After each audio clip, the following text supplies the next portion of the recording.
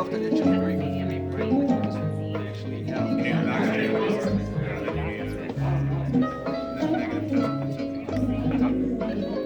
is Eastern Ghata, Western Ghata, there is Artsakh Ghata. That Ghata is round.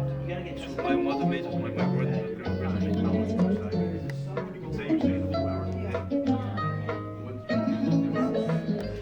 We're a community with a long history. We all have families that are immigrants, and we have a culture that has survived. My mother was born in Cairo, Egypt, and moved to Canada and was working there, and her brother also lived there. And my father actually was good friends with her brother, and he would drive. He was born and raised in Niagara Falls, New York, and he would drive. You know, they would think nothing of driving to Toronto to go to a dance, and that was always a big thing at the Armenian churches, was dances. So when she arrived, there was a dance, and he went and he met her, and they fell in love and got married, and then she moved here. Well, my grandfather came from Van, Turkey. He was in the genocide, and I don't know a lot. I just know that over there he lost a wife and 3 sons that he saw murdered right in front of him.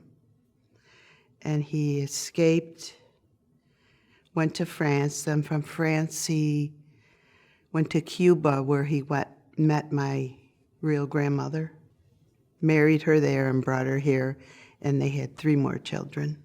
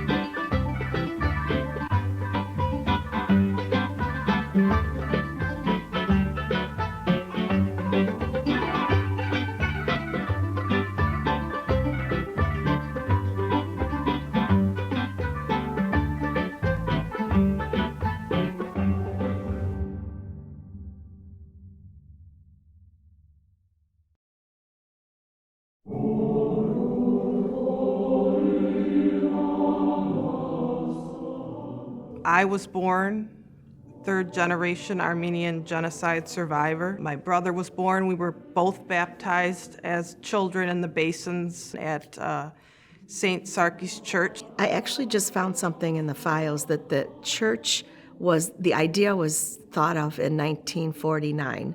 The actual church was consecrated in 1953. The people that were here, many of whom had left Armenia, Turkey because of the genocide, and either themselves or their relatives decided they wanted an Armenian church in Niagara Falls, and they got together with some of the Armenian Americans living here and built the church and had it consecrated in 1953. When I was younger, there were lots of people. It was very crowded, and something was always happening. Other than church, they would also have events to bring the community together. As time went by, unfortunately, people moved away or passed on, and new people didn't really come in. So now there is a resurgence of people from Armenia, people that are Armenian from Russia, Azerbaijan, the areas where there was a lot of fighting and wars, that they wanted to escape that. So they've moved into the Western New York area, and we're hoping for the church to grow as people are starting to come back.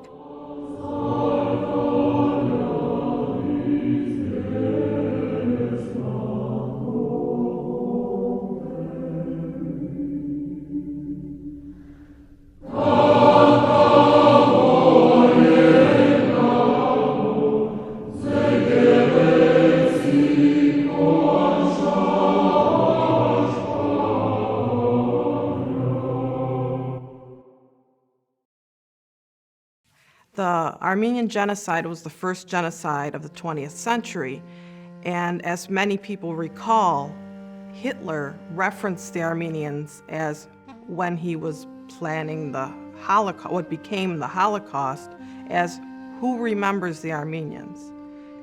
The genocide itself was to eliminate the Armenians, eliminate the people, their culture, eliminate all Armenians, and deport them. 1.5 million were killed and many others deported, lost, broken up. So our culture was meant to die. About 6-7 years ago was the 100th anniversary of the genocide, and I worked as a teacher, and I put up a flag outside my classroom, and I had a small note regarding that it was the 100th anniversary of the genocide, and many teachers stopped by and said, "Oh, what's this all about?" And I was surprised, living, obviously it's my culture, surprised that they didn't know about it, just as a vague, even a memory that they had heard about it. They hadn't even heard about it. So that was shocking to me. And it shouldn't just be ethnocentric. It shouldn't just be us knowing about it. It should be the whole world that knows about it. It's important because if that didn't happen, and if the people that didn't survive, if we don't remember them, you have to look backward a little bit so that you can go forward. You have to remember the past so you can go forward. My family brought it in gently with me. They didn't show me horrible pictures as a young child, but I always knew it was always a part of me. My cousin Didan Hanessian, which is told me all the stories. That's how I know that. He passed it on, and I'm forever grateful to him for passing it on. And my whole family, my cousin Helen, my father, my mother, who even being German American, came into this Armenian community. And people should talk to their children about this, and it should be in textbooks. Well, I was raised with my grandparents, and it was always Armenian. And before I could speak English, I spoke Armenian. Probably I was 10 years old, and he'd talk about it and cry and sob. And my mother would tell me, don't ask him questions. It's too upsetting. So that's all I knew. Many of the Armenians, though, grandparents, and they didn't want to talk about it. In my family, it wasn't talked about too much. And I'm sure if you talk to a lot of people, they might have that same recollection, that no one wanted to discuss it. We fought to remember. There's photos, there's accounts, many accounts. Politically, the United States recognizes, as of 2021, over 100 years later, we're still talking about this 100 years later. We remember. That's what I say. We remember.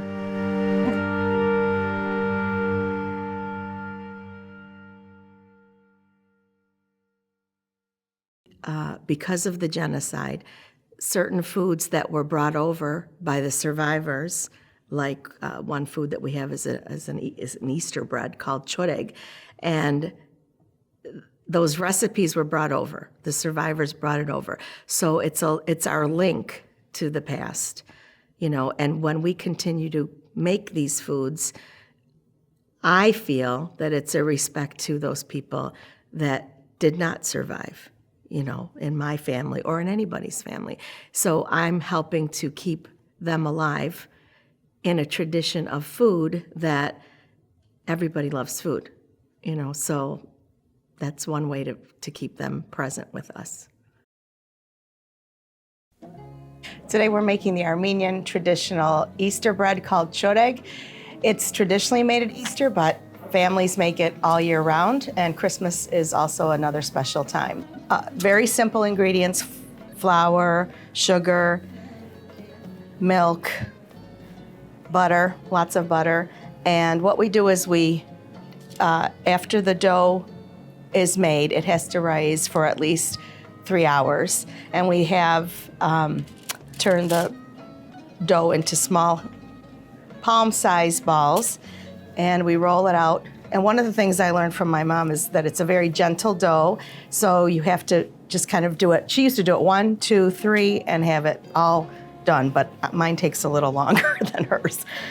So we make 3 long rope-like pieces.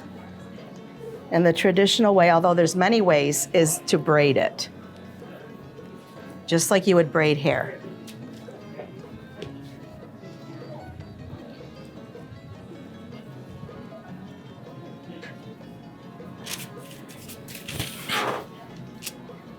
Sometimes the braiding can be tricky, so another way to do it is to cheat, and you can just roll it like that. So after we do this, the next part is to have a few eggs beaten for a glaze on top, and we just brush on the egg, gives it a nice shine, and it also will hold the sesame seeds. It's a time-consuming process, but it's done with love, and it's tradition, so we keep it up. It's important to keep up traditions and to remember the past as we move forward into the future. It's not just Easter bread, you have it. If someone dies, you make it. Christmas, you make it. If there's a party, you make it. And it's an all-day process. The whole family gets involved. And it's just something you have to try.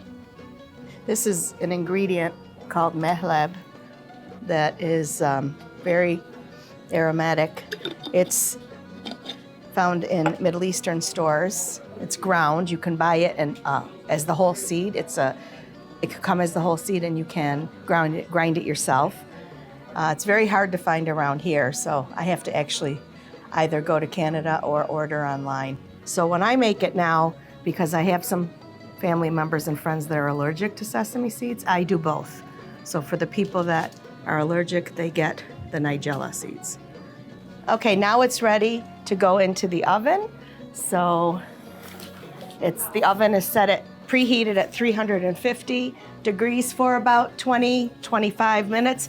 You can always check the bottom to make sure it's golden brown. I think it brings people together, like in many cultures. You know, you sit around the table with your family, your friends that are like family, and you talk and enjoy and reminisce and laugh and cry, and food is a big part of that. My mother passed 3 years ago, so now when I make it, she's there with me. You know, whether I'm making it at home, whether I'm making it at church. You're gonna make me cry now.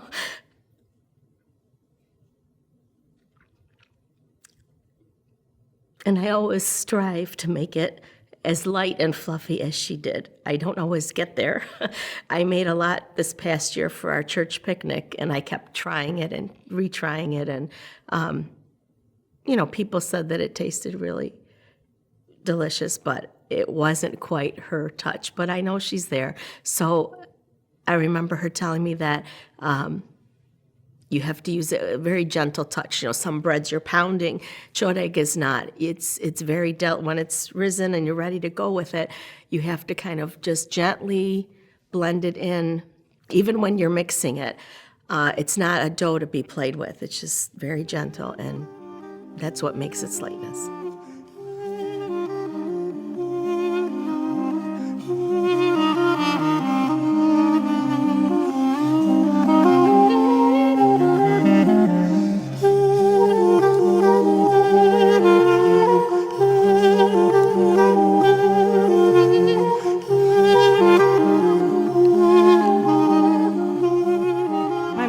Is learn about Armenia, be proud to be Armenian, because a lot of times people don't know who Armenians are. There were times where people ask, what's Armenian, you know,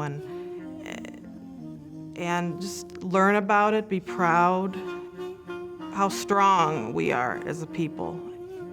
In fact, my grandfather would put Armenian music on in our house, and he'd dance around the house. We don't want to always be sad. We don't want to forget, but we want to move forward. And we want to show the people that did this to us, that we're survivors. You tried, but we're still here. And while it's respectful to remember those that have passed, we have to live on to show them and be happy and to carry on our tradition, to show that life goes on and we'll be here.